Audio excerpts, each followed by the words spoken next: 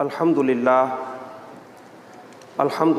وقفا والصلاة والسلام علی عبادہ الذین اصطفیٰ خصوصاً علی افضلہم وخاتم النبیین محمد الامین وعلی آلہ واصحابہ اجمعین اما بعد فاعوذ باللہ من الشیطان الرجیم بسم اللہ الرحمن الرحیم یا ایہا الذین آمنوا اطیعوا اللہ واطیعوا الرسول ولا تبطلوا اعمالکم ان الذین کفروا وصدوا عن سبیل اللہ ثم ماتوا وهم کفار فلن یغفر اللہ لهم فلا تهنوا وتدعوا الى السلم وانتم العالون واللہ معاکم ولن یترکم اعمالکم انما الحیاۃ الدنیا لعب ولہو وَإِن تُؤْمِنُوا وَتَتَّقُوا يُؤْتِكُمْ أُجُورَكُمْ وَلَا يَسْأَلْكُمْ أَمْوَالَكُمْ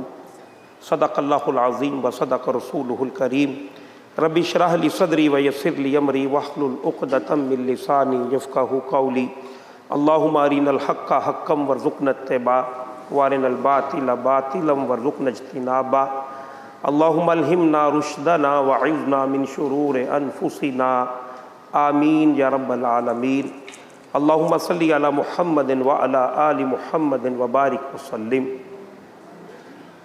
معزز حضرات، آپ سب حضرات کے علم میں ہے اس وقت دنیا کی جو حالت ہے اور مشرق وسطیٰ کے اندر بالخصوص جو آج کے دور کا ایک بہت بڑا مسئلہ اسرائیل اور فلسطین کے درمیان یہ جو چپکلش جو ایک جنگی صورتحال ہے وہ کسی سے بھی ڈھکی چھپی نہیں ہے، اور جس انداز سے اسرائیل کی طرف سے انسانی آبادیوں پر حملہ کیا جا رہا ہے اور جس طرح سے ہاسپٹلز کو نشانہ بنایا جا رہا ہے، جس طرح سے ایمبولینسز اور جو شیلٹر ہومز ہیں، جو کیمپس ہیں، ان کو نشانہ بنایا جا رہا ہے، واقعہ یہ ہے کہ اس وقت انسانیت اپنی تاریخ کے سیاہ ترین دور سے گزر رہی ہے، اور اس پر جو معلوم دنیا کا اس وقت طرز عمل ہے وہ بھی ہم سب کے سامنے ہے، ہم سے مخفی نہیں ہے کہ پورا کا پورا امریکہ، پھر اس کے ساتھ مغربی یورپ، یہ سارے کے سارے ممالک اس وقت اسرائیل کی اس بربریت کو اون کر رہے ہیں، اور نہ صرف یہ کہ اون کر رہے ہیں بلکہ اس سے آگے بڑھ کر سپورٹ کر رہے ہیں، اور سپورٹ کے ضمن میں بھی صرف اخلاقی حمایت نہیں بلکہ امریکہ کے بحری بیڑے اسلحے سمیت وہاں پر پہنچ بھی گئے۔ اس جنگ کو 1 ماہ ہو گیا ہے اور 30 دنوں سے زیادہ وقت گزر گیا ہے، لیکن ابھی تک جو اس کی گولہ باری ہے وہ ختم ہونے کا نام نہیں لے رہی ہے۔ ابھی آج کی جو نیوز ہیں، آج کی جو خبریں ہیں، اس کے اندر اس نے مزید الٹیمیٹم دیا ہے کہ اب بھی آپ کے پاس 3 یا 4 گھنٹے ہیں، اس کے اندر سارے شہر کو خالی کر دیں ورنہ ہم اس شہر کو بالکل ختم کر دیں گے۔ 70% کے قریب کہا جا رہا ہے کہ اس کی بلڈنگز کو پہلے ہی غزہ کی بلڈنگز کو گرا دیا گیا ہے، اور جو میڈیا جو چیزیں رپورٹ کر رہا ہے اس کے ان رپورٹوں کے مطابق بھی 10,000 سے زیادہ انسان جو ہیں وہ شہید کر دیے گئے ہیں، اور جتنی تباہی و بربادی ہوئی ہے اس سے گمان یہ ہوتا ہے کہ 10,000 کی تعداد جو بتائی جا رہی ہے وہ انتہائی کم ہے۔ اس سے بہت بڑی تعداد ہے کہ جس کے اندر اس وقت مسلمانوں کو جس طرح سے شہید کیا جا رہا ہے۔ پھر اس سے آگے بڑھ کر ایک ایجنڈا محسوس ہوتا ہے ویسٹ کا، یا خاص طور پر ویسٹ نہ بھی کہیں تو جو شیطان کے 3 بڑے بڑے جو چیلے کہہ لیں انہیں، اس کے بندے کہہ لیں، اس کے ممالک امریکہ، اسرائیل اور انڈیا، ان کے ہاں تو گویا اس پر کنسنسس ہے کہ مسلمانوں کی نسل کشی کی جائے، اور آپ جانتے ہیں کہ ہیومن فیکٹریز خواتین ہیں، بچوں کو انہوں نے ہی پیدا کرنا ہے، لہذا خاص طور پر خواتین کو نشانہ بنانا اور پھر بچوں کو نشانہ بنانا، اور اس جنگ کے اندر بھی 70% کے قریب یہی بتایا جا رہا ہے، جو چیزیں رپورٹ ہوئی ہیں کہ خواتین اور بچے جو ہیں انہی کو نشانہ بنایا جا رہا ہے۔ اس قدر بربریت کے باوجود اس وقت UN جس کے بنانے کا مقصد کیا ہے کہ دنیا کو سموتھلی عمدہ انداز کے ساتھ چلایا جا سکے، اس کے سامنے ایک سے زائد مرتبہ جنگ بندی کی قرارداد پیش کی گئی ہے، لیکن امریکہ ان ممالک میں سے ہے جس کے پاس ویٹو کرنے کا اختیار موجود ہے، لہذا اس نے ویٹو کر کے اس جنگ بندی کی قرارداد کو ریجیکٹ کر دیا ہے۔ تو گویا یہ جو ہمارا اکٹھ ہے دنیا کو چلانے کے لیے، یہ بھی اس بات کے اندر ناکام رہا کہ اس جنگ کو روک سکے۔ یہ موجودہ جو آج کا سسٹم ہے اس کے فیلئر کے اوپر گویا کہ اس کے فیلئر پر تصویب کرتا ہے، اس کی تائید کرتا ہے، اور یہ چیزیں 2 اور 2 4 کی طرح سے واضح ہو گئی کہ مغرب نے کچھ قوانین جب وضع کیے ہیں تو کچھ تو ریاست کے انٹرنل سطح پہ ان کے اپنی انٹرنل سطح کے قوانین ہیں جس کو بہرحال انہوں نے کسی درجے کے اندر بہتر انداز سے چلایا ہے، اور دوسرے قوانین کہ جس کے ذریعے سے عالمی حالات کو ٹیکل کرنا ہے اس کے اندر بڑی بڑی ڈنڈی جو ہے وہ ماری جاتی ہے، اور خود ان کے اپنے بنائے ہوئے جو قاعدے ہیں، خود ان کے اپنے بنائے ہوئے جو ضابطے ہیں، آج انہی کا انکار کرتا ہوا ویسٹ نظر آتا ہے۔ اور اللہ سبحانہ و تعالیٰ کی وہ بات، ویسے قرآن ہے ہی سراسر حق، وہ بات آج پوری ہو گئی۔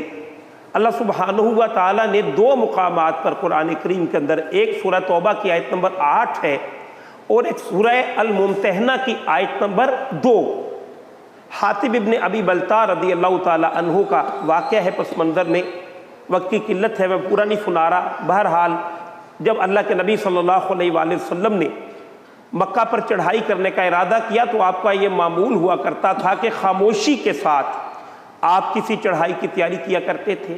حضرت حاتب رضی اللہ تعالیٰ عنہ، ان کی فیملی ابھی مکہ المکرمہ کے اندر موجود تھی، ان کے ذہن کے اندر ایک شبہ پیدا ہوا کہ اگر مسلمان رسول اللہ صلی اللہ علیہ وآلہ وسلم ان پر حملہ آور ہوں گے تو غصے میں آ کر میری فیملی کو نقصان نہ پہنچا دیں، لہٰذا انہوں نے چاہا کہ مکہ والوں پر ایک احسان کر دوں۔ رسول اللہ صلی اللہ علیہ وآلہ وسلم نے جب جانا ہے تو میرا احسان کرنے کی وجہ سے آپ کو ناکامی تو معاذ اللہ ہو ہی نہیں سکتی، لیکن میرے احسان کر دینے کی وجہ سے یہ میری فیملی کی سپورٹ کریں گے، اس کو چھوڑ دیں گے۔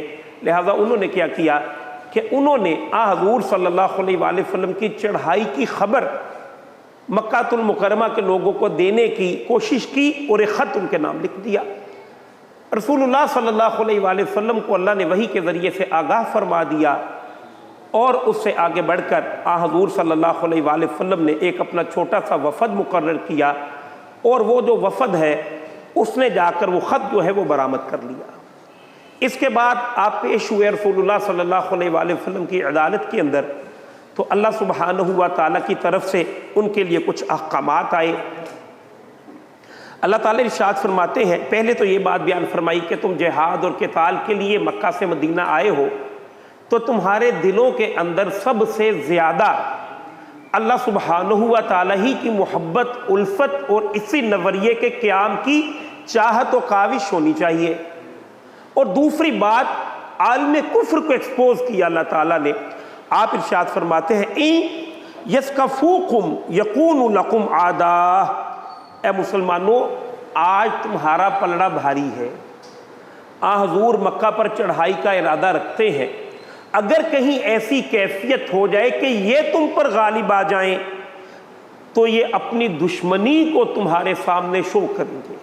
وَيَبْسُطُوا إِلَيْكُمْ أَيْدِيَهُمْ وَأَلْسِنَتَهُمْ بِالسُّوءِ، اور بڑھائیں گے تمہاری طرف اپنی زبانوں کو بھی اور اپنے ہاتھوں کو بھی برائی کے ساتھ۔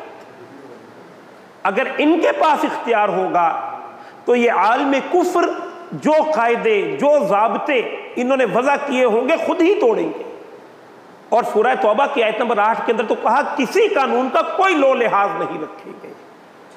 آج بالکل اسی نہج پہ امریکہ اور یورپ کھڑے ہوئے نظر آتے ہیں، اور برطانیہ بھی نظر آتا ہے، اور قرآن کریم تو ہے ہی حق، اس کی حقانیت مزید جو ہے وہ واضح ہوئی۔ اسی سطح پر کچھ آوازیں غیر مسلم ممالک کی طرف سے اچھی بھی آئیں، جیسے آپ رشیا کہہ لیں، جیسے چائنا کہہ لیں۔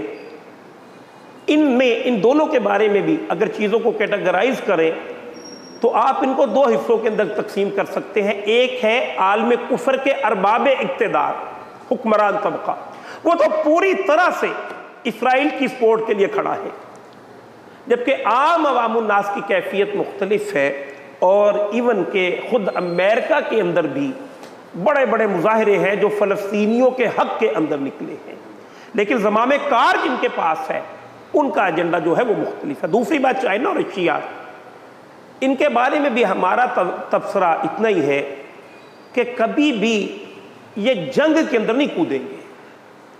اس وقت رشیا خود ایک یوکرین کی بڑی جنگ کے اندر پھنسا ہوا ہے، اور اس وقت وہ جو چیزوں کو پروپیگیٹ کر رہا ہے اور امریکہ کو ایکسپوز کر رہا ہے، ظاہر ہے کہ اس کی کچھ نہ کچھ فائدہ مسلمان طبقے کو اور فلسطینی ریاست کو ہو رہا ہے، لیکن یہ اس سے آگے نہیں بڑھے گا۔ اصلاً وہ چاہتا ہے کہ امریکہ کو زیادہ سے زیادہ ایکسپوز کر سکے، تاکہ پھر ایک اخلاقی اس کے پاس ایک بیانیہ بن جائے، یوکرین پر زور سے حملہ کر سکے، کیونکہ اگر انہوں نے جنگ کے اندر حصہ لینا ہوتا تو اگر امریکہ کا بحری بیڑا آ گیا تو ان کے ایئر کرافٹس بھی آ سکتے تھے کہ نہیں۔ یہ میکسیمم اسی سطح پر ہوگا، اس سے زیادہ کا امکان نہیں ہے۔ ہو جائے تو اللہ سبحانہ وتعالیٰ ہی اصل چیزوں کو جاننے والے ہیں، بندوں کا، عام بندوں کا تو ایک تبصرہ ہی ہوا کرتا ہے۔ دوسری سطح پر آ جائیں تو دوسری سطح پر مسلمان طبقہ اور مسلمان حکمران، ان کے لیے رسول اللہ صلی اللہ علیہ وآلہ وسلم نے جو تعلیم کی ہے ہمیں، انفرادیت کو اجتماعیت پر آپ صلی اللہ علیہ وآلہ وسلم نے فوقیت رکھی ہے۔ آپ صلی اللہ علیہ وآلہ وسلم کی تعلیمات میں سے یہ چیزیں ملتی ہیں کہ اپنے انفرادی فائدے سے اجتماعی فائدہ جو ہے اس پر زیادہ فوکس کرنا چاہیے۔ پھر فرد واحد کی بجائے امت مسلمہ کی اصطلاح اللہ تعالیٰ نے عطا فرما دی، اور امت مسلمہ کے اندر باہمی محبت رسول اللہ صلی اللہ علیہ وآلہ وسلم نے اس درجے بھری ہے، اس درجے پیدا کی ہے کہ جو لوگ آپ کے بالکل ہی ڈائریکٹلی شاگرد تھے، جو آپ کی بالکل صحبت میں رہنے والے تھے، ان کے دلوں کے اندر یہ جذبہ دوسرے کی محبت کا اس قدر موجزن تھا کہ معروف بات ہے کہ کوئی جنگ تھی اور 3 کے قریب لوگ، بعض روایات کے اندر 8 بھی ہیں، کہ 3 کے قریب لوگ جو ہیں ان کے بالکل جان کنی کا عالم ہے، اور اس کیفیت کے اندر، جان کنی کے عالم کے اندر کو پانی پیش کیا گیا تو اس سے سخت وقت تو کوئی نہیں نہ ہو سکتا۔ اس موقع پر بھی رسول اللہ صلی اللہ علیہ وآلہ وسلم کے زیر تربیت لوگوں کے اندر یہ جذبہ تھا کہ جان نکل رہی ہے، کہا میرے بھائی کو پانی کی ضرورت زیادہ ہے، اس کو دے دو۔ وہاں پر پیش کیا گیا، اس نے کہا اس سے آگے والے کو دے دو۔ جب تیسرے پہ گیا اس نے کہا نہیں پہلے والے کو دے دو۔ جب پہلے والے کے پاس آئے تو وہ اللہ تعالیٰ کے پاس جا چکے تھے۔ یہ جذبہ ان کے اندر پیدا کیا۔ پھر اس سے آگے بڑھ کر حضور صلی اللہ علیہ وآلہ وسلم کی یہ تعلیم فرمانا کہ امت مسلمہ کی مثال ایک جسد کی ہے، ایک وجود کی ہے، ایک جسم کی ہے، اور جسم کے کسی بھی ایک حصے کو عارضہ لاحق ہو تو دوسرا حصہ اس کے درد کو محسوس کرتا ہے۔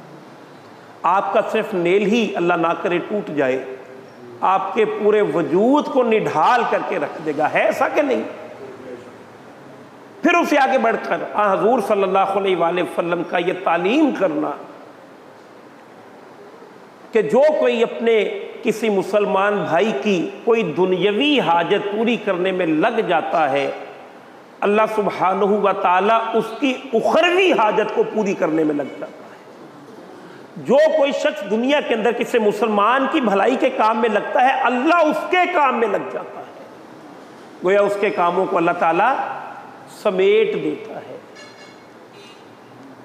لہذا اس کیفیت کے اندر ہم سب کے لیے گویا یہ ایک ابتلا اور آزمائش بن گئی کہ ہم نے اس درد کو کتنا فیل کیا ہے، ہم نے اس پریشانی کو کتنا محسوس کیا ہے۔ کیا واقعتاً ان تڑپتے ہوئے لاشوں کو دیکھتے ہوئے ہمارے دلوں کے اندر ان کے لیے کوئی دعا یا لفظ بھی نکلے ہیں کہ نہیں؟ ایک تو یہ ہے اجتماعی سطح پر، میں دعا کروں گا آپ آمین کہہ دیں گے، یا آپ دعا کریں گے میں آمین کہہ دوں گا۔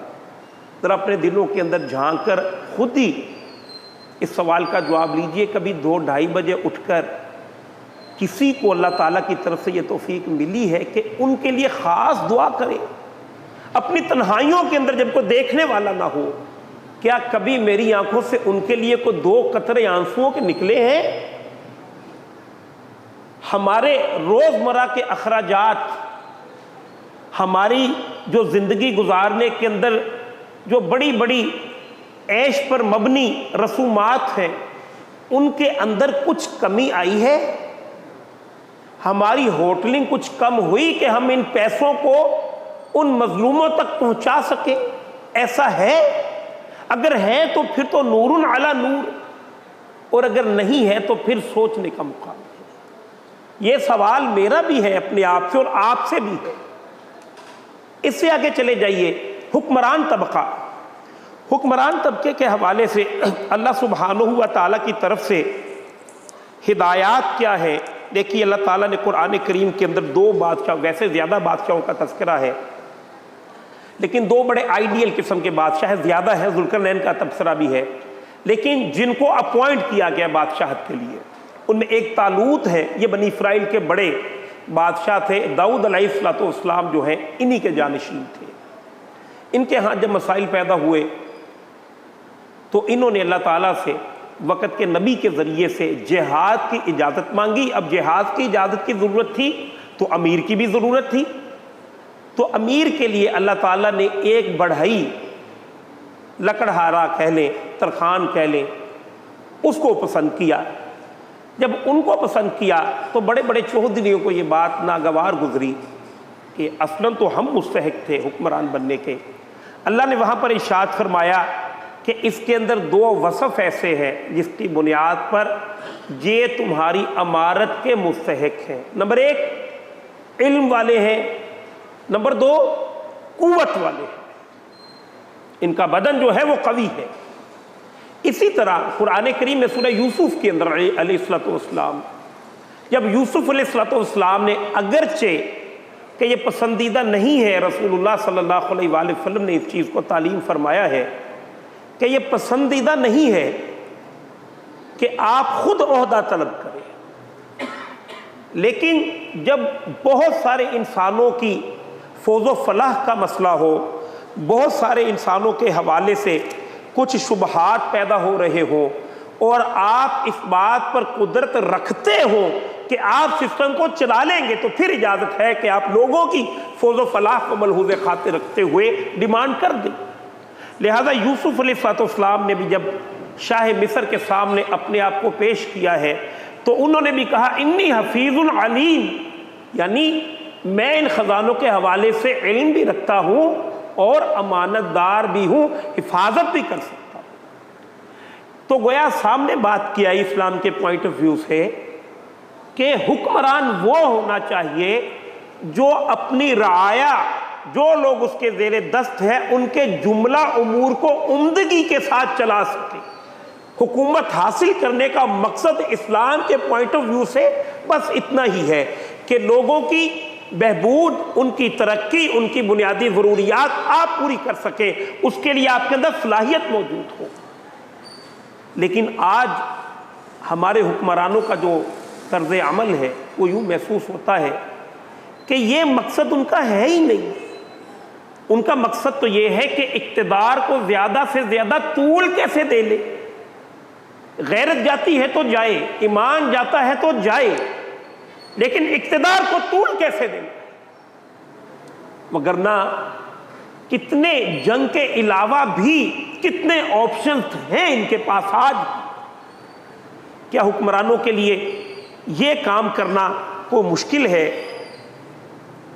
کہ ریاستی سطح پر پوری طرح سے ان کے ساتھ سوشل بائیکاٹ کیا جائے۔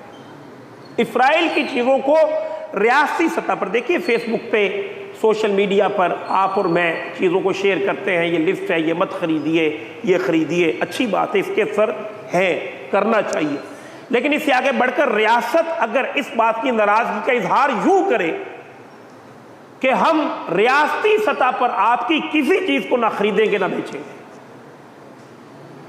اور جو چیزیں موجود ہیں، جو بزنس چینز یہاں پر موجود ہیں، ان کو بند کرے فوری، اور سامان کو نکال کر باہر پھینک دیں، اور اپنے وہ بھائی کہ جنہوں نے کچھ نہ کچھ سرمایہ انویسٹ کر رکھا ہے، ان میں سے جو چھوٹے لوگ ہیں ان کے لیے نیشنل فنڈ قائم کریں، اور نیشنل فنڈ کے ذریعے سے ان کی کمپنسیشن کی جائے، اور جو بڑی بڑی چینز ہیں جو اربوں روپیہ کما چکے ان کو بس بند کریں، بہت کما لیا آپ نے جو کمانا تھا، ریاستی سطح پر اب بند کریں۔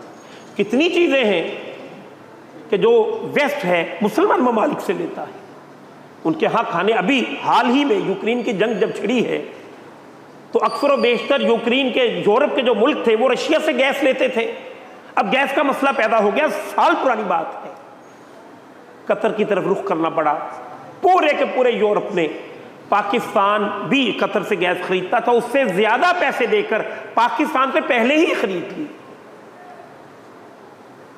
وہ گیس بند کی جائے، پیٹرول بند کیا جائے، خرید و فروخت بند کی جائے، یہ تو کر سکتے ہیں کہ نہیں؟ اور امریکہ بدماش جو اس قدر قاتلانہ درندگی کو اون کر رہا ہے، اس کی بادشاہت دنیا پر کن کے دم سے قائم ہے؟ سرداری غلاموں کی وجہ سے ہوتی ہے، غلام نہیں تو سردار نہیں، اگر کوئی رائے نہیں ہے تو کون بادشاہ آپ کو کہے گا؟ آزاد خارجہ پالیسی کی طرف بڑھیں اور امریکہ کو علل اعلان آنکھیں دکھائیں کہ ہم آپ کی ڈکٹیشن نہیں لیں گے،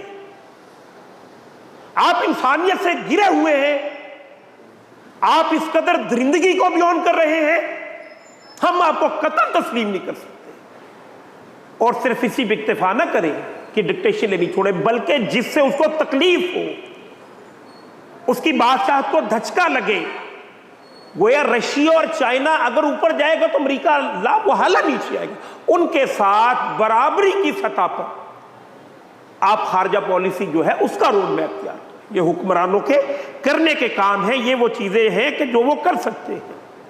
نمبر 3، یو این او وغیرہ کو، اس کو بائیکاٹ، آپ نے یو این او کیوں جوائن کیا ہے؟ کہ دنیا کو سموتھلی آپ چلا سکیں۔ جب اس کا انتونیو گوتریس خود رو رہا ہے کہ وہ کچھ نہیں کر سکتا، تو ہم نے اس پلیٹ فارم کا کیا کرنا ہے؟ فوری سارے کے سارے اسلامی ملک اس کو بھی چھوڑیں، ہم اس یو این او کا حصہ نہیں رہیں گے، اپنی او آئی سی جیسا مردہ گھوڑا جو ہے اس کے اندر جان پیدا کرنے کی کوشش کریں۔ یہ سارے وہ راستے ہیں جو جنگ کے بغیر آپ دنیا کو ہلا کے رکھ سکتے ہیں، جنگ کے بغیر کی یہ ساری کی ساری کیفیت ہے۔ اور اس سے آگے بڑھ کر جنگ کے احکامات بھی اللہ تعالیٰ نے ارشاد فرمائے ہیں۔ ابتدا کے اندر میں نے آپ کے سامنے کچھ آیات تلاوت کی تھیں، سورہ محمد کی آیت نمبر 32 ہے، 33 معاف کیجیے گا۔ سورہ محمد کا تعارف مختصر سا کیا ہے؟ ویسے تو قرآن کریم اس سے بھرا ہوا ہے، اقبال نے کہا ہے کہ مشرکین کی طرف سے ہمیشہ یہ اختلاف آتا رہا، یہ اعتراض آتا رہا کہ اس قرآن کو بند کر دیں، اور جو لبرل طبقہ ہے ہمارا، اس کے ہاں بھی یہ مسائل ہیں، ادھر آ جائیں، اس کے ہاں بھی یہ مسائل رہے ہیں کہ وہ کہتے ہیں قرآن بند ہو جائے۔ تو اس پر اقبال نے پھر یہ کہا تھا کہ ان غلاموں کا یہ مسلک ہے کہ ناقص ہے کتاب، عربی میں ناقص اسے کہتے ہیں کہ کسی چیز کی کمی ہونا، اردو میں ناقص کہتے ہیں کسی شے کا خراب ہونا، مطلب کسی چیز، مطلب آپ کہیں کہ یہ 13 دانے ہیں وہ 12 ہو گئے تو کہے گئے کہ ایک ناقص ہے، یعنی ایک کم ہے، اردو عربی کے اندر اس کا معنی یہ ہے۔ تو ان غلاموں کا یہ مسلک ہے کہ ناقص ہے کتاب، غلام یہ کہتے ہیں کہ یہ کتاب جو ہے اس کے اندر ایک شے نہیں ہے، وہ کیا ہے کہ سکھاتی نہیں مسلمان کو غلامی کے آداب۔ ایسے تو قرآن پورا کا پورا جہاد، قتال، حریت، آزادی، زندگی سے بھرا ہوا ہے، اس میں کوئی ایک حصہ جو ہے اس کو سامنے نہیں رکھ سکتے.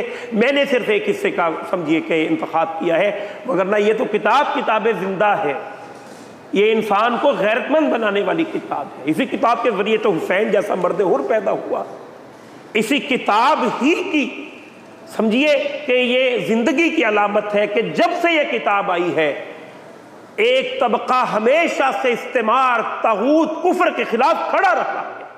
اسی کتاب ہی کے اندر آ جانے کی وجہ سے غزوہ بدر کے اندر نہتے مسلمان کھڑے رہے. اسی کتاب ہی کی تعلیمات تھی کہ احد کے اندر کھڑے ہیں. اور اسی کتاب کے ذریعے ہی سے وہ جذبہ پیدا ہوا کہ جس کے ذریعے بڑی بڑی خندقیں کھودی گئیں، اور اس کے بعد بھی کبھی کربلا ہے، اس کے بعد بھی کبھی صلیبی جنگیں ہیں، اس کے بعد بھی کبھی امریکہ کا افغانستان پر حملہ آور ہو جانا ہے، اس کے بعد بھی کبھی عراق ہے، کبھی فلسطین ہے. لیکن مسلمان جس کے کچھ نہ کچھ اس کتاب کی رمق کبھی بھی باقی ہے. اب بھی یہ کتاب والے کچھ نہ کچھ استعمار کے سامنے کھڑے ہوئے نظر آتے ہیں. آج بھی یہ فلسطینی، اور ایک واقعہ ایسا سوشل میڈیا پہ کلپ سنا یا دیکھا کہ جس نے گویا کہ حیرت کے اندر ڈال کے رکھ دیا. ہم دنیا پرست لوگ، اس شخص نے کچھ چاکلیٹس ہیں پکڑی ہوئی اور ان ٹوٹی ہوئی بلڈنگز جو کہ ٹوٹے ہوئے قبرستان ہیں، یہ اتنی بڑی قیامت گیری ہے ان لوگوں پر کہ جن گھروں کے اندر سویا کرتے تھے، جو ان کے مسکن تھے، ان کی قبریں بن گئی. ان قبرستانوں پر چلتے ہوئے وہ شخص چاکلیٹس تقسیم کر رہا ہے. کسی نے اس سے پوچھا کہ ان کیفیت کے اندر، اس حالات کے اندر چاکلیٹس کو تقسیم کر رہے ہو؟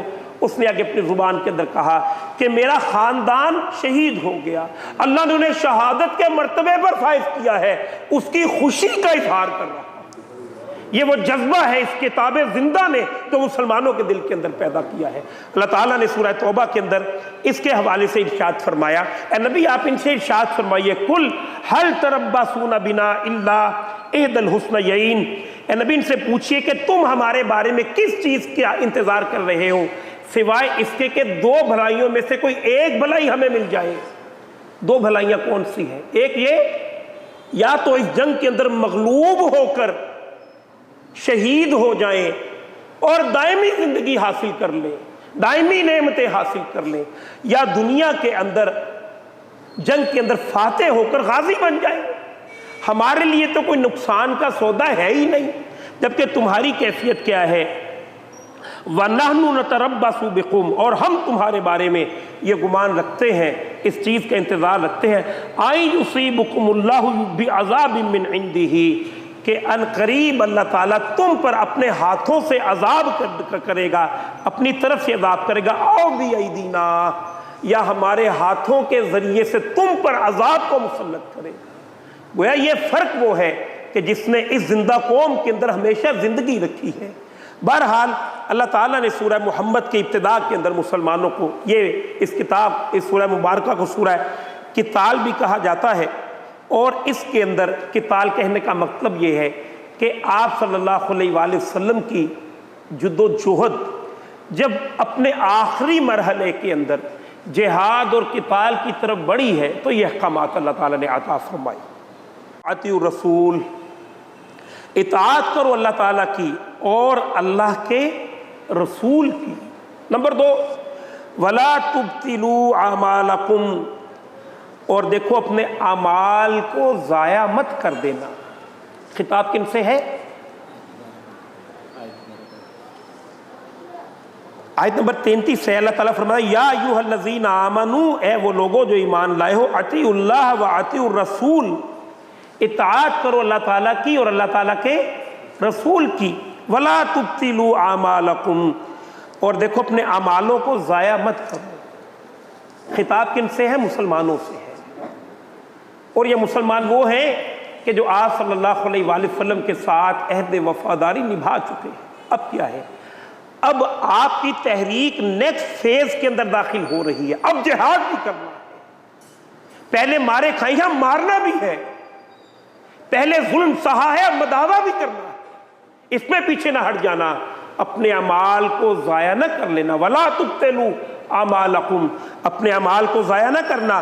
إِنَّ الَّذِينَ كَفَرُوا وَصَدُّوا عَن سَبِيلِ اللَّهِ، اور وہ لوگ کہ جو کفر پر مصر ہیں اور اللہ تعالیٰ کے راستے سے لوگوں کو روکتے ہیں، ثم ماتوا وہم کفار، اور وہ مر گئے اس حال میں کہ کافر ہی تھے، فلن یغفر اللہ لہم، اللہ تعالیٰ انہیں کبھی بھی نہیں بخشے گا۔ اب یہ انجام ہے قتال کے نتیجے میں کیا ہوگا؟ ایک صورت یہ ہو سکتی ہے کہ آپ شہید ہو جائیں، دوسری صورت ہے وہ سامنے والا شہید ہو جائے۔ وہ سامنے والے کے بارے میں ارشاد فرمایا کہ اللہ انہیں کبھی بھی معاف نہیں کرے گا، لہذا فلا تہنوا، تم کمزوری نہ دکھاؤ، وتدعوا الی السلم، اور کمزوری دکھا کر انہیں صلح کی طرف مت پکارنا۔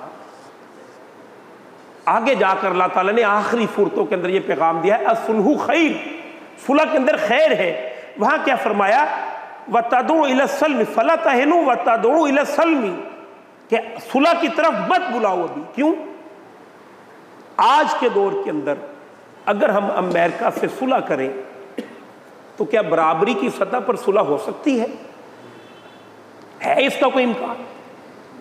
ابھی وہ ائمۃ الکفر ہیں مکہ والے، اور مسلمان ابھی تک اپنی حیثیت کو نہیں منوا سکے، لہذا ابھی تو اپنے آپ کو تم نے منوانا ہے، ابھی تو جنگیں لڑنی ہے، لہذا ابھی صلح نہیں ہوگی۔ وَأَنْتُمُ الْأَعْلَوْنَ، اب یہ اللہ تعالیٰ کی طرف سے خوشخبری بھی آگے، اور دیکھو تم ہی جیتو گے، کتنی عمدہ بات ہے، تم ہی جیتو گے۔ واللہ معاکم، کیوں؟ اللہ تمہارے ساتھ ہے۔ جس لشکر کے اندر خود اللہ تعالیٰ موجود ہو، اس لشکر کو کیا کوئی شکست دے سکتا ہے؟ یہ یقین انہیں حاصل ہو گیا، ہمیں حاصل نہیں ہوا، ہمارے حکمران طبقے کو حاصل نہیں ہوا۔ وَلَن يَتِرَكُمْ أَعْمَالَكُمْ، اور اللہ سبحانہ و تعالیٰ تمہارا کوئی نقصان نہیں کرے گا۔ إِنَّمَا الْحَيَاةُ الدُّنْيَا لَعِبٌ وَلَهْوٌ، اور یقیناً یہ جو دنیاوی زندگی ہے یہ تو کھیل تماشا ہے۔ گویا یہاں پر اللہ تعالیٰ نقصان بھی نہیں کرے گا، انڈرسٹوڈ کیا ہے کہ یہ زندگی ویسے بھی ختم ہونی ہی ہے، یہ کھیل ہے، یہ تماشا ہے۔ ہاں یہ ہے وَإِن تُؤْمِنُوا وَتَتَّقُوا، اگر تم ایمان لاؤ اور تقوی کی روش اختیار کرو، یؤتکم اجورکم، اللہ تمہارے اجر تم کو بھرپور انداز سے عطا کر دے گا۔ ولا یسألکم اموالکم، اور دیکھو تمہارے اموال میں سے اللہ کچھ بھی طلب نہیں کرے گا۔ اس کے اندر دنیا کے اندر جو غلبہ تمہیں حاصل ہوگا وہ تمہیں حاصل ہو کر ہی رہے گا۔ یہ گویا کہ جذبہ ہے جو اللہ تعالیٰ نے مسلمانوں کے اندر پیدا کیا ہے۔ اب اس سے آگے آ جائیے، دو ہماری سمجھیے کہ گفتگو کے حصے ہیں جو مکمل ہوئے۔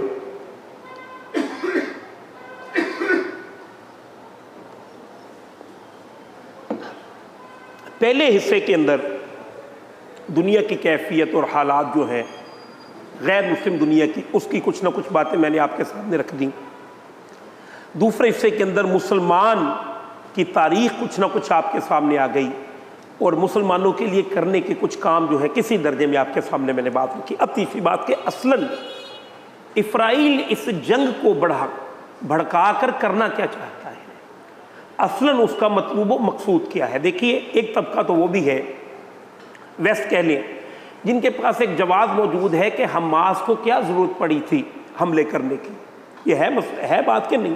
خود میرے صاحبزادے نے ایک دفعہ مجھ سے کہہ دیا کہ بابا اگر حماس حملہ نہ کرتا تو یہ مسائل پیدا ہوتے ہی نہ، اصل جنگ تو ان کی وجہ سے لگی ہے۔ یہ بات اس وجہ سے سامنے آ جاتی ہے کہ ہسٹری سے ہم لوگ واقف نہیں ہیں۔ کیا اسرائیل کا بننا دنیا کے کسی قاعدے ضابطے کے مطابق لیگل ہے؟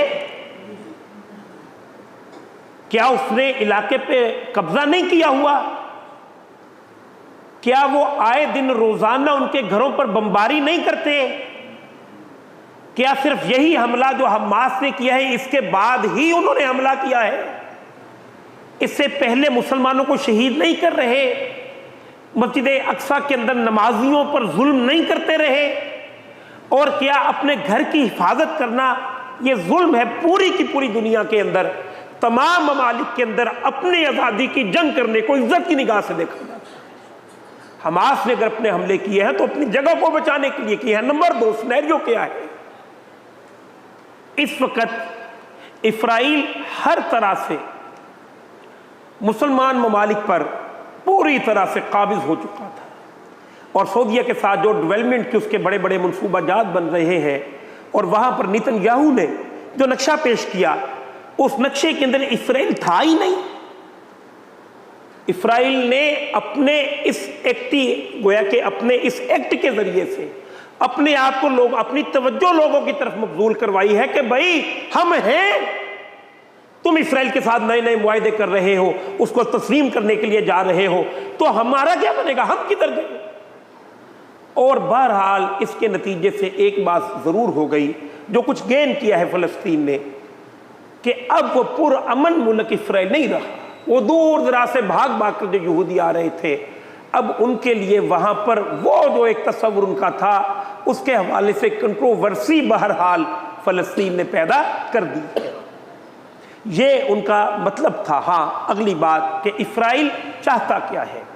دیکھیں، اسرائیل کی یہ جو باتیں ہیں، یہ تو آج سے نہیں، کئی دہائیوں پر مشتمل ان کی تاریخ ہے، اور ان کے نقشہ جات آ چکے ہیں۔ گریٹر اسرائیل کیا ہے؟ گریٹر اسرائیل یہ ہے کہ اپنے مسایہ کا وہ انتظار کر رہے ہیں، اور جس کے ذریعے سے وہ پوری کی پوری دنیا پہ اوپر اپنا ایک حکمران جو ہے وہ مسلط کریں گے۔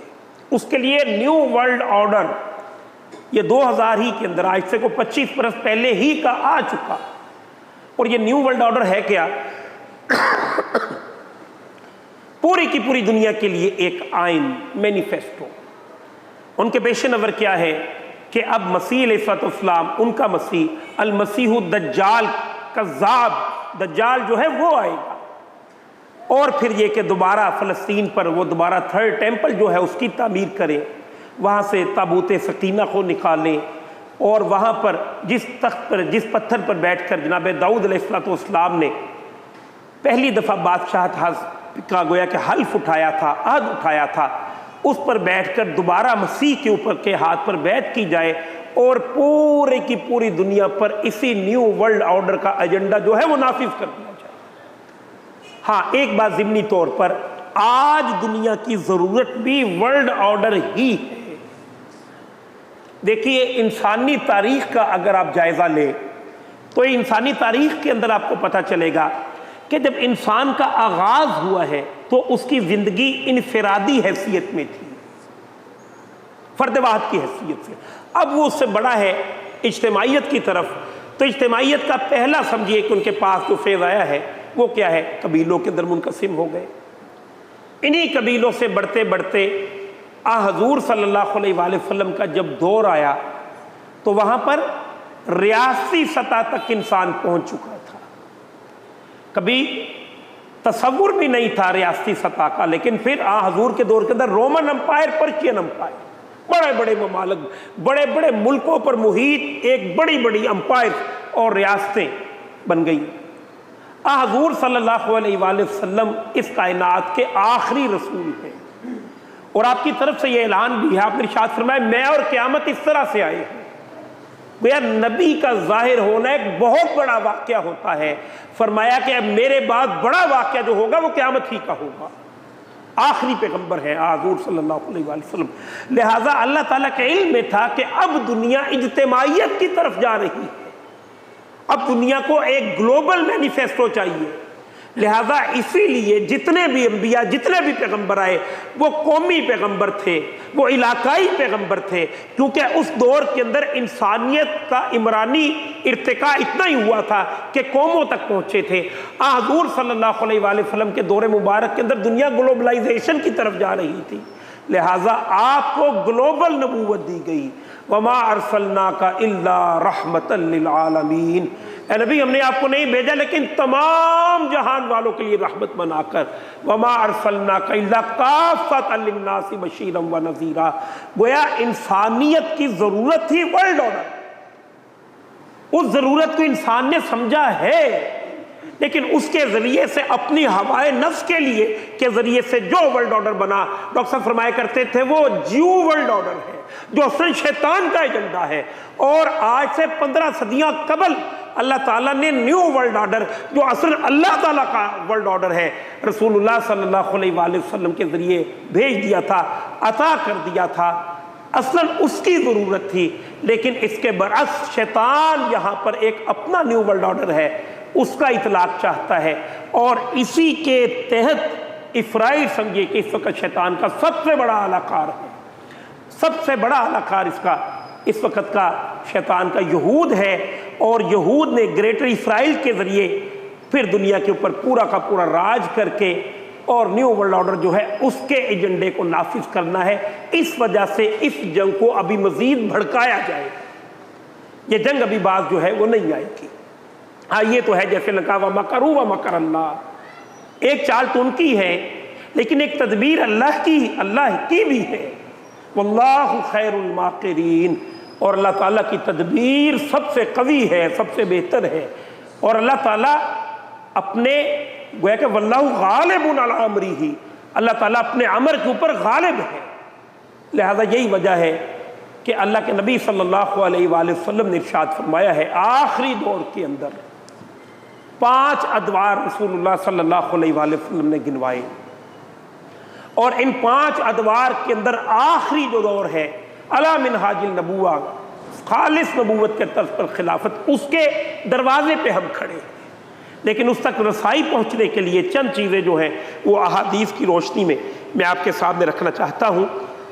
دیکھیے جس طرح جیسے میں نے کہا کہ اب یہ جنگ مزید بڑھے گی اور ایک بڑے پیمانے پہ مسلمانوں کا قتل و خون، گویا کہ 20 برس سے اگر آپ گنتی کرنی شروع کریں تو لاکھوں کی تعداد میں مسلمان مظلومیت کی موت مر چکے ہیں، یہ شہید ہو چکے ہیں۔ جب ان کا ظلم اپنی انتہا کو پہنچے گا تو اللہ تعالیٰ کی طرف سے پھر وہ وقت کوئی بھی ہو، شاید یہ وہ جنگ ہو یا شاید ابھی مزید کوئی ٹائم ہو، لیکن یہ ہے تقدیر مبرم، یہ ہو کر رہنا ہے، یہ ہونا ضرور ہے۔ جو باتیں میں آپ کے سامنے بیان کر رہا ہوں، ہو سکتا ہے کہ یہ وہی جنگ ہو جس کی طرف رسول اللہ صلی اللہ علیہ وآلہ وسلم جو ہے پیشین گوئیاں فرماتے رہے، جو میں آپ کے سامنے پڑھنے جا رہا ہوں۔ اگر یہ جنگ وہ نہ ہو تو اس وقت کیا ہوگا، جنگ بندی کی کوئی نہ کوئی صورت بن جائے گی، لیکن عن قریب یہ فتنہ پھر دوبارہ برپا ہو کر رہے گا، اور جب حد سے زیادہ ظلم بڑھ جائے گا یہود کا، ان طاغوتی قوتوں کا، ان طاقتوں کا، تو پھر اللہ سبحانہ و تعالیٰ اپنی طرف سے امت پر احسان فرمائیں گے، اور ایک بہت بڑے مجدد کے طور پر جناب مہدی وہ تشریف لائیں گے۔ یہ اتنی بڑی شخصیت ہوں گے کہ امت مسلمہ کا اس ایک قائد کے اوپر کنسنسس ہو جائے گا، اتنے بڑے لیڈر ہوں گے کہ سارے کے سارے لوگ ان کی چھتری کے نیچے جمع ہو جائیں گے۔ ان کے حوالے سے 1-2 احادیث میں آپ کے سامنے رکھ دوں۔ اللہ کے نبی صلی اللہ علیہ وآلہ وسلم نے ارشاد فرمایا ہے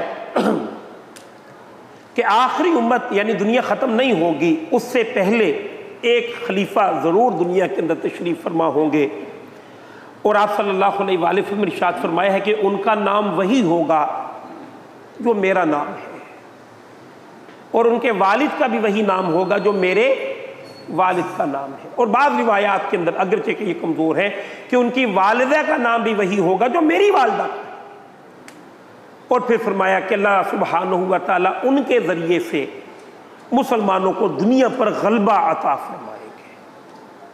اب یہ غلبہ کس کیفیت کا ہوگا اس میں میں وہ آخر کے اندر وہ حدیث آپ کے سامنے بیان کروں گا۔ اب ان کی پہچان، بلکہ اس سے پہلے کہ ان کی بیعت اور خلافت کیسے ہوگی، اللہ کے نبی فرماتے ہیں، حضرت ام سلمہ رضی اللہ تعالی عنہا، اس کی راویہ ہے، فرماتی ہے وقت کی قلت کی وجہ سے میں عربی متن نہیں پڑھ رہا، بس ترجمہ اس کا کر رہا ہوں۔ ایک خلیفہ کی وفات کے وقت اختلاف ہوگا، یعنی سعودی عرب کے اندر کوئی خلیفہ جو ہے وہ فوت ہو جائے گا، اور اس کے بعد اختلاف پیدا ہوگا کہ حکمران کسے بنایا جائے۔ ایک شخص مدینہ سے مکہ چلا جائے گا، ان سے مراد جناب مہدی ہے۔ وہ اختلاف کے حوالے سے آج روایات کے اندر جو تفصیلات ہیں وہ یہ ہیں کہ ان سے لوگ اختلاف کریں گے اور وہ اپنی جان بچا کر مکہ سے مدینہ المنورہ تشریف لے آئیں گے، نہیں مدینہ سے مکہ چلے جائیں گے۔ اب مکہ کے کچھ لوگ ان کے پاس آئیں گے، یعنی اور پھر اس کی ناپسندیدگی کے باوجود بحیثیت مہندی اسے پہچان لیں گے، یعنی مکہ مدینہ المنورہ سے وہ مکہ آئیں گے اور کچھ لوگوں کو پتہ چل جائے گا ان کے اوصاف کی وجہ سے کہ یہ وہی شخص ہے، وہی بڑا مجدد ہے امت کا اور قائد ہے کہ جس کے نیچے سارے کے سارے لوگ اکٹھے ہوں گے، لہٰذا وہ ان کے پاس مکہ المکرمہ پہنچیں گے۔ جب ان کے پاس مکہ المکرمہ پہنچیں گے تو اس کے ہاتھ پر حجر اسود اور مقام ابراہیم کے درمیان بیعت کر لیں گے، اور اس کی طرف اہل شام کا لشکر بھیجا جائے گا، یعنی اب وہ کہ جن سے اختلاف کر کے وہ مکہ آئے تھے، ان کو جب پتہ چلے گا کہ مکہ المکرمہ کے اندر کچھ لوگوں نے ان کے ہاتھ پر بیعت کر لی ہے، تو یہ جو سرداران ہوں گے جن سے ان کا اختلاف ہوگا وہ بھی ایک لشکر تیار کریں گے چڑھائی کے ارادے سے کہ مکہ پر جاؤ اور ان کو پکڑو اور ان کو قتل کرو یا ان کو گرفتار کر کے لے آؤ۔ لیکن اللہ کے پیغمبر ارشاد فرماتے ہیں کہ وہ لشکر مکہ و مدینہ کے درمیان بیٹھا ایک چٹیل میدان میں زمین کے اندر دھنسا دیا جائے گا، وہ لشکر خدائی مدد کے تحت خود بخود ہی زمین کے اندر دھنس جائے گا۔ پھر رسول اللہ صلی اللہ علیہ وسلم ارشاد فرماتے ہیں جب لوگ یہ تمام ماجرا دیکھ لیں گے تو لوگوں پر واضح ہو جائے گا کہ یہی مہدی ہے، اس سے پتہ چل جائے گا کہ یہی مہدی ہے۔ پھر فرمایا کہ تمام تو شام کے ابدال اور عراق کے اولیاء ان کے پاس آئیں گے اور ان کے ہاتھ پر حجر اسود اور مقام ابراہیم کے درمیان بیعت کر لیں گے۔ بعد ازاں قریشی نفل شخص، بعض روایات کے اندر اس کا نام بھی سفیان آیا ہے یا سفیانی آیا ہے، جس کے ننیال قبیلہ قلب میں سے ہوں گے، اس سے جنگ کے لیے ایک لشکر بھیجے گا۔ یہ لوگ اس حملہ آور لشکر پر غالب ہوں گے، گویا پہلی جو جنگ ہوگی وہ اسی عرب کے اندر جو لوگ ہیں ان کے ساتھ ہوگی۔ اور پھر فرمایا اس شخص کے لیے کہ قلب سے جو وہ خسارہ ہے، اس شخص کے لیے جو قلب سے حاصل شدہ غنیمت میں شریک نہ ہو۔ گویا سب سے پہلے جو سمجھ آتی ہے وہ ایسا طبقہ ہوگا کہ جو اسلام کو بڑا ہی چاہتا ہے کہ ایسا اسلام جو جھک کے رہنے والا اسلام ہو، وہ مہندی کے ہاتھ پر بیعت نہیں کرے گا بلکہ جنگ کرے گا مہندی کے ساتھ۔ اللہ کے نبی فرماتے ہیں کہ مہندی کی اس جنگ کے اندر جو لوگ مہندی کے ساتھ نہیں ہوں گے وہ خسارے میں ہوں۔ تو یہ کیسے ہم مہندی کے ساتھ ہوں گے؟ جب دین کا یہ تصور ذہن کے اندر ہوگا، جب تصور ہی یہ ہوگا کہ دین تو بس مسجد کے اندر ہے باقی باہر کچھ بھی نہیں، تو پھر تو گویا آپ کو مہندی الاسلام ایک دہشت گرد ہی نظر آئیں گے، جس طرح کے میڈیا آپ کو وہ ایک پورٹریٹ کر کر آپ کے سامنے ان کی پکچر جو ہے وہ پیش کرے گا۔ اس فتح و کامرانی کے بعد خلیفہ مہدی خوب مال تقسیم کریں گے اور لوگوں کو ان کے نبی کی سنت پر چلائیں گے صلی اللہ علیہ وآلہ وسلم، اور اسلام مکمل طور پر زمین میں نافذ ہو جائے گا، اور وہ 7 سال خلیفہ رہیں گے، پھر وفات پا جائیں گے اور مسلمان ان کی نماز جنازہ ادا کریں گے۔ اب وہ ان کی جنگیں کن کن کے ساتھ ہوں گی؟ حضرت نافع بن عتبہ رضی اللہ عنہ فرماتے ہیں کہ رسول اللہ صلی اللہ علیہ وآلہ وسلم نے ارشاد فرمایا ہے تم جزیرۃ العرب میں جہاد کرو گے، جس کا تذکرہ ہو گیا پچھلی حدیث کے اندر، اللہ تعالیٰ تمہیں اس میں فتح عطا فرمائے گا۔ نمبر 2، پھر تم اہل فارس یعنی ایران سے جنگ کرو گے۔ اب یہ بات جو ہے وہ سمجھ نہیں آ رہی کہ ایران سب سے زیادہ ان کا ویٹ بھی کر رہا ہے، العجل یا مہدی آپ کو ان کے پوسٹرز لگے ہوئے اکثر دکھیں گے، اور اس وقت بھی بہرحال وہ اسرائیل کو آنکھیں دکھا رہا ہے، لیکن اما مہدی کو ان کے ساتھ جنگ کرنی پڑے گی، اللہ کے نبی نے فرمایا۔ تو ظاہر ہے کہ اس کی اصل گناہ کو ہم نہیں جانتے، جو چیزیں سمجھ میں آتی ہیں وہ یہی ہے کہ ان کے ہاں جو تصور ہے مہدی کا، وہ ظاہر ہے کہ ان کے جو عقائد ہیں وہ چاہیں گے کہ اسی عقیدے پر مہدی ہو، اور جب وہ اس عقیدے پہ نہیں ہوں گے تو اس کی وجہ سے پھر وہ کہیں گے کہ یہ معاذ اللہ کذاب ہے، یہ ان سے جنگ کریں گے، اور اس جنگ کے نتیجے میں بھی اللہ سبحانہ و تعالیٰ اپنے اس ولی کو فتح جو ہے وہ نصیب فرمائیں گے۔ پھر فرمایا تم اہل روم یعنی یورپ سے جنگ کرو گے، اللہ تعالیٰ تمہیں ان پر بھی فتح عطا فرمائے گا۔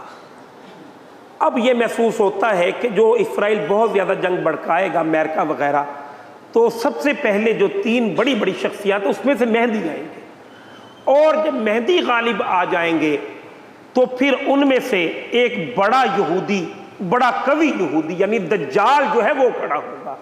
اللہ کے نبی نے چوتھی جنگ کے بارے میں ارشاد فرمایا پھر تم دجال سے جنگ کرو گے اور اللہ تعالیٰ تمہیں اس پر بھی فتح جو ہے وہ نصیب فرمائے گا۔ اب آ جائیے کہ یہ دجال کیا ہے۔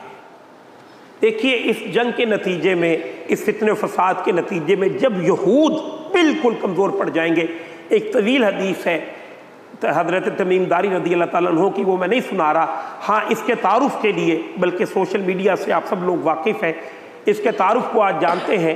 اللہ تعالیٰ نے اس دنیا کو آزمائش کے لیے بنایا ہے، اور تاریخ انسانیت کی سب سے بڑی آزمائش یہ دجال، بہت بڑا کافر سمجھیے کہ شیطان کے ایجنڈے کا یا شیطان کی فوج کا سب سے بڑا جرنیل یہی دجال ہے۔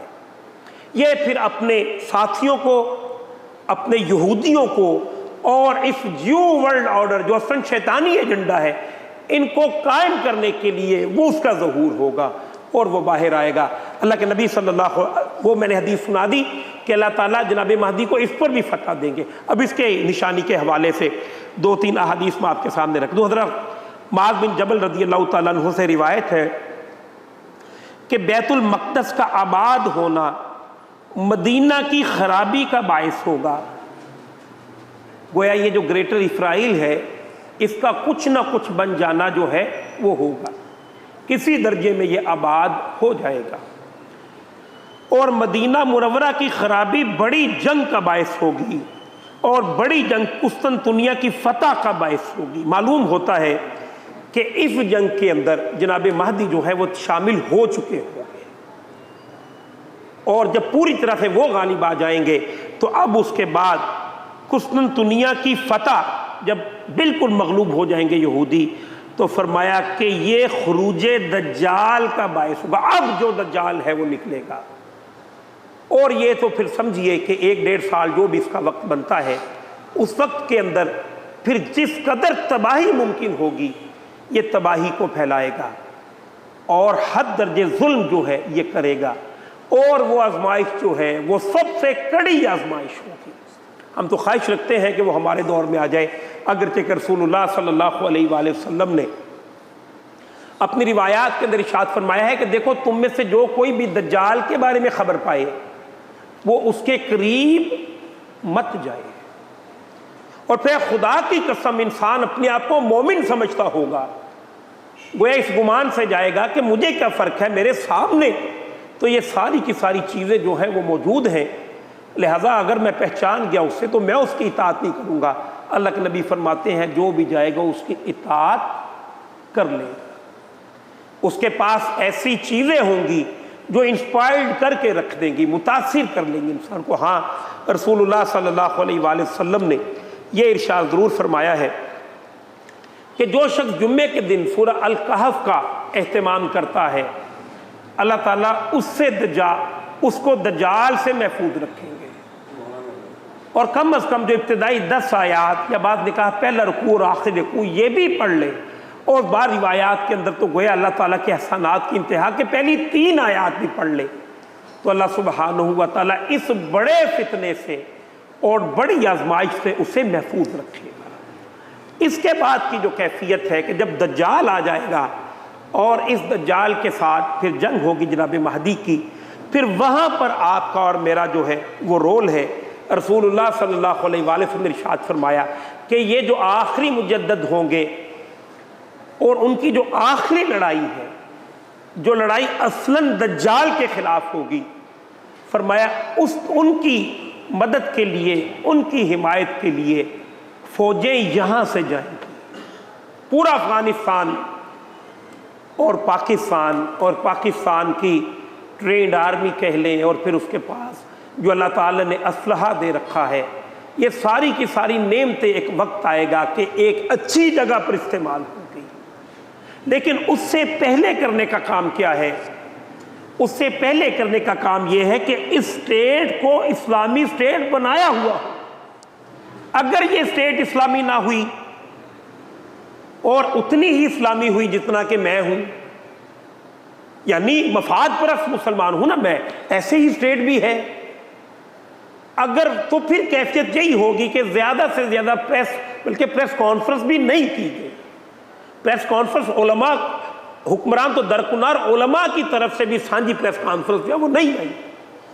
بہرحال اس سے پہلے کرنے کا کام یہ ہے کہ دین کا صحیح تر تصور ہمارے سامنے ہو، ایک حرکی اور انقلابی تصور سامنے ہو، اور اس انقلابی تصور کے تحت اسلامی اسٹیٹ کا جو ڈھانچہ رسول اللہ صلی اللہ علیہ وآلہ وسلم نے عطا فرمایا، ان خطوط پر آج کے دور کے اندر ایک جدید ماڈرن ویلفیئر اسلامی اسٹیٹ کو قائم کیا جائے، اس کے لیے کوشش کی جائے.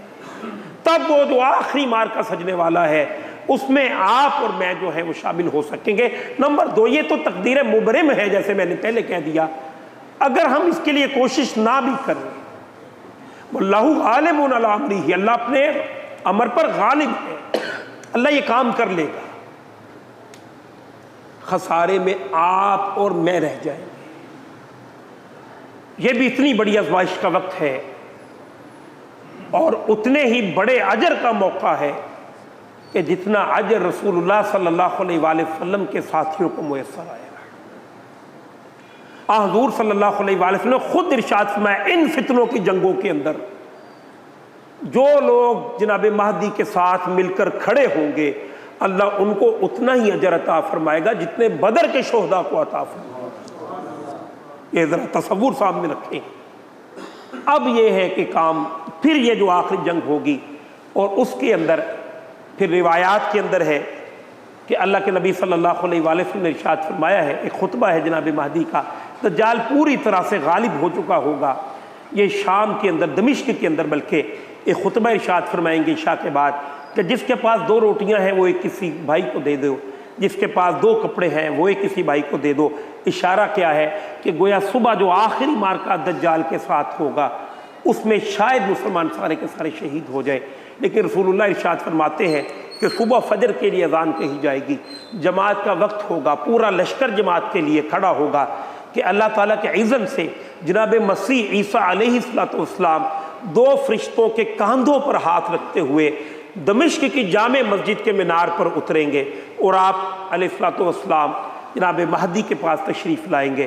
اور آ کر اس وقت کیفیت یہ ہوگی کہ جماعت کے لیے جناب امام مہدی جو ہے وہ کھڑے ہوں گے، اقامت کہی جا چکی ہوگی کہ جناب عیسیٰ علیہ السلام تشریف لائیں گے اور آ کر اپنا تعارف پیش کریں گے. جب تعارف پیش کریں گے جناب مہدی جو ہے وہ پیچھے ہٹ جائیں گے اور فرمائیں گے کہ آپ امامت کیجئے. وہ فرمائیں گے کہ نہیں، اب میں رسول نہیں ہوں، بلکہ اب تو رسول اللہ صلی اللہ علیہ وآلہ وسلم کا امتی بن کر آیا ہوں. یا پھر یہ کہہ لیے کہ اس امت کی عظمت یہ ہے کہ ان کے امیر باہم ہی ایک دوسرے کے ہوں گے، لہذا آپ خود ہی اس کی امامت جو ہے وہ بھی کروائیے.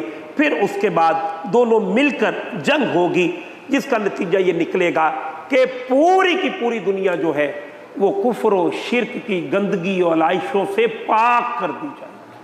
حضور صلی اللہ علیہ وآلہ وسلم کے دور مبارک کے اندر 3 شرائط پیش کی جاتی تھی. نمبر 1 مسلمان ہو جاؤ، نمبر 2 سسٹم اللہ کا ہوگا، نیچے چھوٹے ہو کر رہو، اور تیسری بات رسول اللہ صلی اللہ علیہ وآلہ وسلم کی طرف سے جنگ. مسیح علیہ السلام کے موقع پر آ کر 2 رہ جائیں گی باتیں، یا جنگ یا ایمان. اور پھر آ کر آپ صلیب کو توڑ دیں گے. یعنی اس وقت صلیب جو ہے وہ عیسائیوں کا قومی نشان بن چکا ہے. وہ کیا ہے کہ جناب مسیح مصلوب ہوئے ہیں، تو آ کر بتائیں گے کہ میں تو مصلوب ہوا ہی نہیں. خنزیر جسے آج حلال کیے بیٹھے ہیں، خنزیر کو وہ ختم کر دیں گے، قتل کر دیں گے. اور اس کے بعد پھر یہ کیفیت ہوگی کہ کائنات کا مقصد کیا ہے، وما خلقت الجن والانس الا لیعبدون. ہم نے گروہ جن و انس کو اسی لیے پیدا کیا ہے کہ وہ ہماری بندگی کریں. لہذا اس کے بعد اس کائنات کا مقصد پورا ہو جائے گا. پوری آسمان کی چھت کے نیچے سوائے اللہ تعالیٰ کے کسی اور کی عبادت نہیں. پھر گویا کہ مقصد، کائنات اپنے مقصد کو پالے گی، رسول اللہ وہ غالب ہو جائے گا. یہ گویا کہ اس مایوسی کے دور کے اندر اللہ سبحانہ و تعالیٰ کی طرف سے وہ امید کی کرن ہے کہ جس کے ذریعے سے ہمارے اندر حوصلہ پیدا ہونا چاہیے، ہمارے اندر جذبہ جہاد بڑھنا چاہیے، اور ہمارے اندر زیادہ سے زیادہ کام کرنے کی لگن پیدا ہونی چاہیے، اور اسلام کا عالمی غلبہ اس کے لیے اپنے میں سے کچھ نہ کچھ جو ہے اپنا حصہ ڈالنا چاہیے۔ آخری حدیث مبارکہ، بلکہ یہ حدیثوں کا ترجمہ میں نے سامنے رکھ دیا، ہاں اب یہ ٹائم بھی مکمل ہو گیا۔ آخری حدیث مبارکہ، اللہ کے نبی ارشاد فرماتے ہیں میری امت میں مہدی ہوں گے جو کم از کم 7 سال ورنہ 9 سال تک رہیں گے، ان کے زمانے میں میری امت خوشحال ہوگی۔ اللہ نے کائنات کو بنایا ہے، ہر خطے پہ جہاں پر انسان بستے ہیں وہاں پر اتنے وسائل اللہ نے وضع کیے ہیں کہ اگر ان کی تقسیم ان کے منصفانہ نہ ہو کوئی شخص بھی تنگ دست نہیں رہ سکتا۔ یہ تقسیم دولت کا نظام جو ہے یہ ٹھیک نہیں ہوتا، اس کی وجہ سے ظلم و زیادتی جو ہے وہ بڑھتی ہے، جس کے ذریعے سے کچھ لوگ مختلف طبقات جو ہیں وہ بن جاتے ہیں۔ پھر فرمایا کہ میری امت اس زمانے میں اتنی خوشحال ہوگی کہ اس سے قبل کبھی بھی اتنی خوشحال نہیں ہوئی ہوگی، اور پھر فرمایا زمین اپنی پیداوار کو نکال کر رکھ دے گی اور کچھ بچا کر نہ رکھے گی، اور اس زمانے میں مال بہت زیادہ ہوگا، حتیٰ کہ ایک شخص کھڑا ہو کر کہے گا اے مہدی مجھے کچھ عطا کیجئے، وہ فرمائیں گے یہ مال کا ڈھیر ہے جتنا چاہے لے جاؤ۔ اور پھر یہ کہ ان کی 7 سال یا 9 سال ہے، جبکہ عیسیٰ علیہ السلام 40 برس جو ہے وہ اس دنیا کے اندر دوبارہ بسر کریں گے، اور یہیں پر جناب مسیح علیہ السلام پھر وفات پائیں گے۔ ان کی اسی خاندان کے اندر شادی ہوگی جس خاندان کے اندر موسیٰ علیہ السلام کی شادی ہوئی تھی، اور پھر اسی حضور صلی اللہ علیہ وآلہ وسلم کے روضہ انور کے اندر آپ کی قبر کی ایک جگہ بھی جو ہے وہ خالی ہے، اور یہیں پر آپ دفن کیے جائیں گے۔ گویا کائنات جو ہے وہ اپنی تکمیل کو پالے گی، اپنے مقصد کو پورا کر لے گی، اس کے بعد پھر اس کائنات کا خاتمہ ہے۔ اللہ سبحانہ و تعالیٰ ان دیگرگوں حالات کے لیے بہتر تیاری کرنے کی توفیق عطا فرمائے، اسلام کا جو صحیح تصور ہے اسے سامنے رکھنے کی اللہ ہمیں توفیق عطا فرمائے، وہ فکر کو اپنے دلوں کے اندر مستحضر رکھنے کی توفیق عطا فرمائے، اس فکر کو بچوں کے اندر کنورٹ کرنے کی اللہ توفیق عطا فرمائے، بچوں کے اندر جذبہ جہاد ہمیں پیدا کرنے کی ضرورت ہے۔ اللہ یہ کام کرنے کی ہمیں توفیق عطا فرمائے۔ اس ملک پاکستان جو اسلام کے نام پہ لیا گیا تھا، اللہ سبحانہ و تعالیٰ واقعتاً اسے اسلام کا قلعہ بنائے، اور اس میں کچھ نہ کچھ ہماری کاوشوں کو بھی شامل فرمائے۔ یقیناً ہم سب کا یہاں پر اکٹھا ہونا، آپ کا آ جانا، ملک صاحب کا بلوا لینا، دوسرے لوگوں کا بلوا لینا، یہ کوئی چھوٹی بات نہیں ہے، یہ کوئی ہلکا کام نہیں ہے۔ ظاہر ہے کہ یہ ایک بہت بڑی اسلام کی نشأت ثانیہ کا جو رفتہ رفتہ گریجولی کام ہو رہا ہے، یہ سارے کے سارے اس بڑے گول تک پہنچنے کے ٹول ہیں۔ اللہ سبحانہ و تعالیٰ سب کی کاوشوں کو جس نے جتنا حصہ ڈالا ہے سب کو قبول فرمائے۔ اقول قولی ھذا استغفر اللہ لی ولکم ولسائر المسلمین والمسلمات، وآخر دعوانا ان الحمد للہ رب العالمین۔ جزاکم اللہ۔